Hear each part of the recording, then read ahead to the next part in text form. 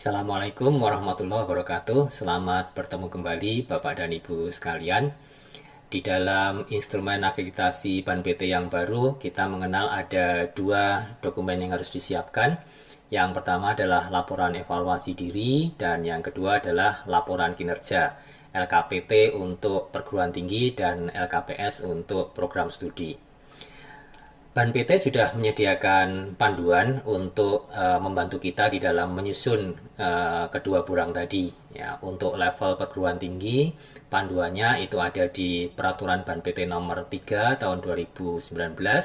Sementara untuk program studi, panduan penyusunan merupakan bagian dari Peraturan BAN PT nomor 5 tahun 2019.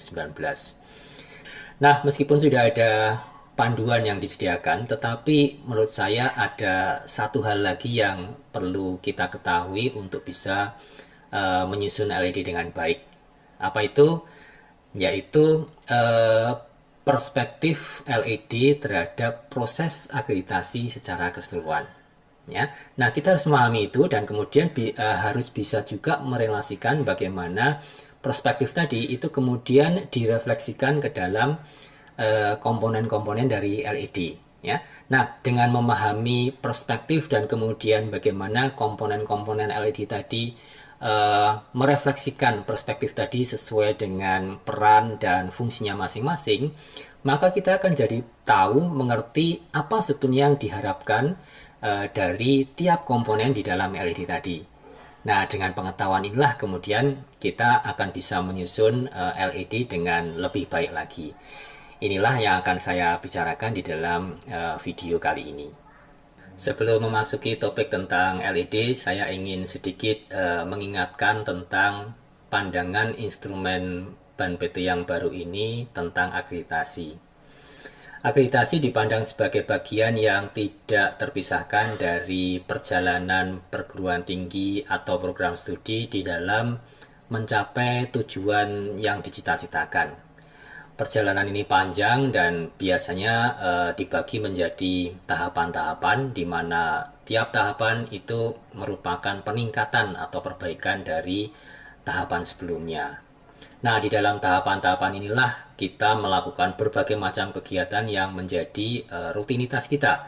Mengajar, meneliti, publikasi, pengabdian pada masyarakat, dan berbagai macam kegiatan yang lain. Selain itu, kita juga melakukan aktivitas-aktivitas yang bertujuan menjamin agar kita tetap bisa berjalan pada rel yang sudah ditetapkan.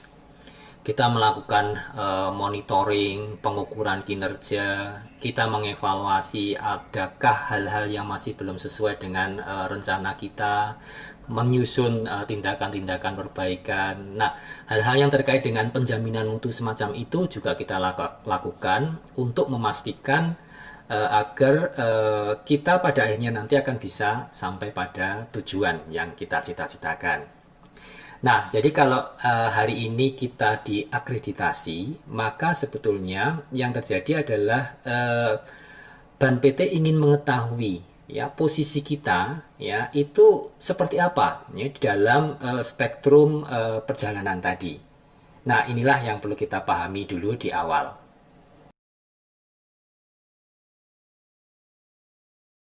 Laporan evaluasi diri atau LED itu adalah dokumen yang bercerita tentang pandangan kita terhadap diri kita sendiri. Jadi kalau hari ini Bapak Ibu diakreditasi ya, perguruan tinggi ataupun prodinya, maka dokumen LED yang Bapak Ibu susun itu menunjukkan pandangan Bapak Ibu terhadap prodi ataupun perguruan tinggi Bapak Ibu pada hari ini. Ya, jadi kalau kita lihat tadi perjalanan menuju pencapaian tujuan, ada sebuah timeline begitu. Nah, LED yang Bapak Ibu susun itu adalah snapshot atau capture ya dari satu titik tertentu, dan di dalam titik itulah kemudian Bapak Ibu bercerita tentang kondisi Bapak Ibu sekalian. Nah, apa yang diceritakan? Ada beberapa hal. Yang pertama adalah kebijakan. Ya, jadi kebijakan apa yang Bapak Ibu gunakan di dalam menempuh perjalanan tadi. Biasanya kebijakan ini dikaitkan dengan standar, ya, standar-standar apa yang ingin kita capai atau bahkan kita lampaui. Nah, itu dijelaskan di sana. Yang kedua, di dalam LED juga dijelaskan tentang strategi pencapaian tujuan. Ya, jadi dengan kebijakan yang sudah didefinisikan tadi, kira-kira strategi apa yang kita lakukan untuk mencapai atau merealisasikan kebijakan-kebijakan tadi, ya, agar pada akhirnya nanti kita bisa mencapai tujuan.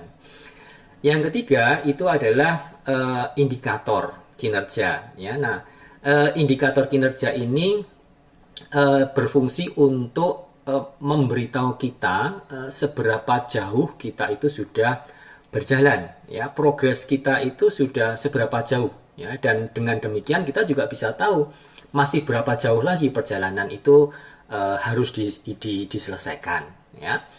Nah, kemudian yang menurut saya yang paling penting itu adalah analisis dari capaian kinerja kita, ya. Nah, jadi setelah sekian lama berjalan, hari ini dipotret. Nah, hari ini itu kita harus bisa menjelaskan kondisi kita seperti apa sih. Jadi tidak hanya sekedar berbicara tentang data-data yang kuantitatif saja gitu ya, tetapi kita juga harus paham hal-hal yang ada di balik itu. Kalau misalkan ada kesulitan atau kendala, ada target-target yang belum terpenuhi begitu ya.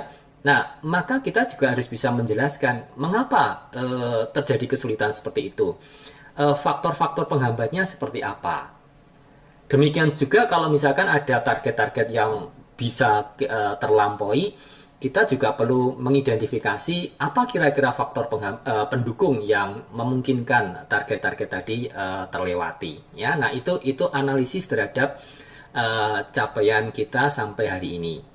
Nah, kemudian yang juga penting itu adalah LED juga perlu menjelaskan tentang penjaminan mutu tadi, ya.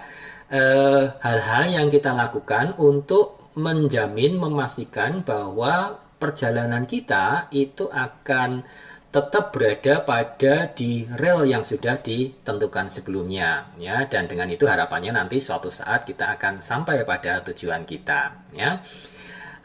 Dan juga ada sisi kepuasan pengguna, ya. Nah, ini terutama terkait dengan apa yang kita lakukan yang berhubungan dengan pihak-pihak di luar kita. Kita juga ingin tanya sih bagaimana pandangan mereka terhadap capaian yang sudah kita hasilkan, ya.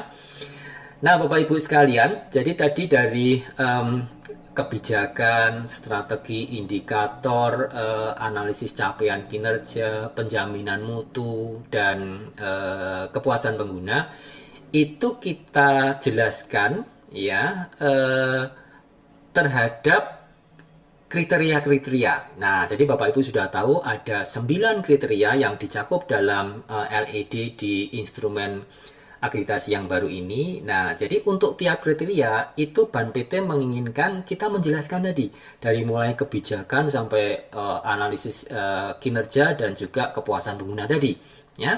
Nah, jadi kalau Bapak Ibu perhatikan, sebetulnya struktur dari LED itu mirip seperti sebuah matriks, ya.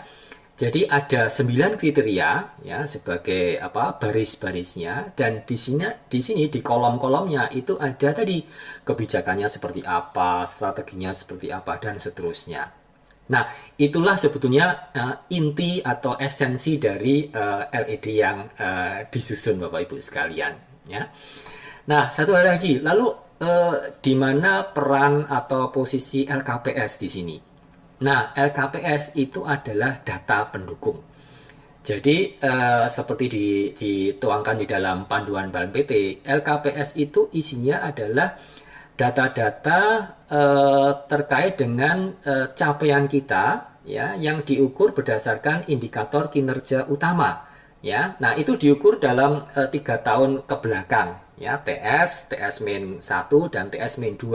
Ya, jadi snapshot inilah yang kemudian dikemas di dalam LKPS, dan ini kemudian kita gunakan untuk mendukung tadi penjelasan kita terkait dengan 9 kriteria dengan berbagai macam aspeknya tadi. Nah, itulah kira-kira esensi dari laporan evaluasi diri Bapak Ibu sekalian. Jadi bukan hanya sekedar dokumen, tetapi ini adalah living dokumen, dokumen yang hidup. Ya, kenapa? Karena evaluasi diri itu isinya itu akan sangat tergantung pada kapan dia itu disusun. Ya, evaluasi diri yang disusun hari ini itu pasti akan berbeda dengan evaluasi diri yang disusun katakan setahun 2 tahun yang lalu. Ya, demikian pula nanti di masa depan, katakan 2-3 tahun yang akan datang, pasti evaluasi dirinya akan berbeda. Ya, nah demikian Bapak Ibu, saya kira ini penjelasan yang harapan saya mudah untuk dipahami untuk menjadi bekal Bapak Ibu di dalam menyusun dokumen laporan evaluasi dirinya. Ya, semoga bisa bermanfaat. Assalamualaikum warahmatullahi wabarakatuh.